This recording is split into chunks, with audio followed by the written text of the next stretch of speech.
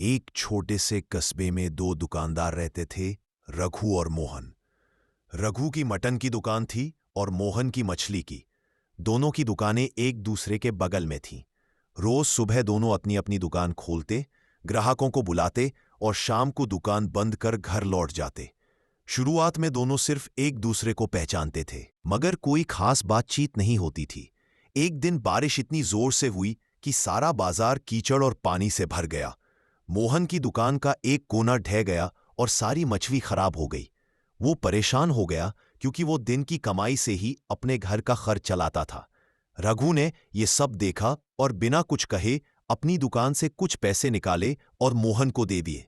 मोहन ने पहले मना किया, लेकिन रघु ने कहा, आज मैं मदद कर रहा हूं, कल को मुझे जरूरत पड़ी तो तू कर देना। यही तो पड़ोसी होते हैं। उस दिन से दोनों के बीच एक गहरी दोस्ती की शुरुआत हुई। अब दोनों सुबह साथ में चाय पीते, सामान खरीदने एक साथ जाते और ग्राहकों के आने पर एक दूसरे की दुकान का भी ध्यान रखते। अगर रघु के पास कोई ग्राहक मछली मांगता तो वह सीधे मोहन की दुकान की तरफ इशारा कर देता। मोहन भी ऐसा ही करता। धीरे धीरे दोनों की दोस्ती कस्बे में मशहूर हो गई। लोग कहते, मटन और मछली की दोस्ती देखनी हो तो रघु और मोहन को देखो। एक दिन बाजार में नगर निगम की तरफ से आदेश आया कि सभी दुकानों को तय मानकों के अनुसार सुधारना होगा, वरना दुकानें हटाई जा सकती हैं। इस काम में बहुत खर्च था।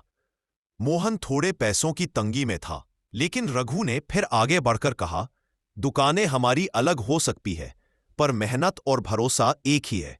आधा खर्च मैं दे देता हूं। मोहन की आंखें भर आईं। दोनों ने मिलकर दुकानें ठीक करवाईं और बाजार में सबसे सुंदर और साफ दुकानों में उनकी गिनती होने लगी। समय के साथ दोनों के बच्चे भी एक दूसरे के साथ खेलने लगे और यह दोस्ती अगली पीढ़ी तक चल पड़ी।